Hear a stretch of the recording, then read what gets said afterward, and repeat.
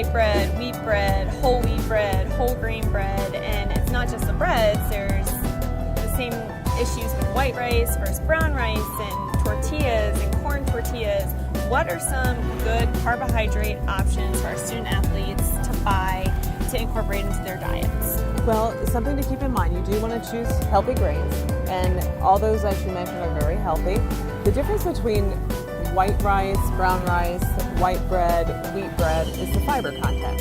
And for athletes, eating high fiber is actually fine to do, but you want to keep in mind that you probably don't want to do a high fiber meal prior to a workout, prior to a run, or anything that's going to upset your stomach.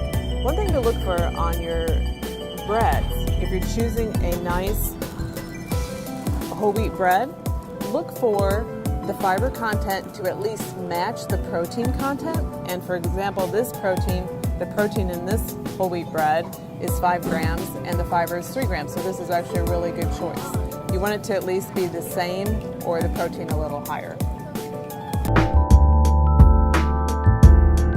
Peanut butter is a really popular item for our student athletes. Can you talk to us a little bit about different kinds of nut butters? Is peanut the best choice for them? Would you recommend cashew or almond butter instead?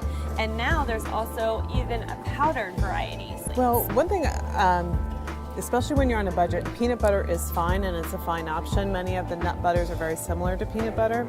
If you know that when you're starting the semester that you eat a lot of peanut butter, one way to save money is to buy the largest container of peanut butter available. You can do chunky, regular, natural, whatever you like, but that's a way to save some money and stick to your budget.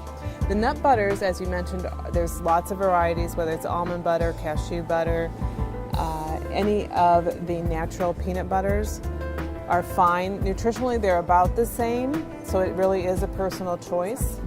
One thing I do want to mention, since we're here in this aisle, the Nutella is here in the nut butter aisle. Nutella is not a high nutrition quality item. It actually adds a lot of sugar and a lot of fat without much protein, so it's not the best choice. And as Joanna mentioned, we also have the powdered peanut butter, which can be added to smoothies, to cereal. It's another option for you if you don't want to, if you just want to change it up, if you want to do something a little different than just adding peanut butter.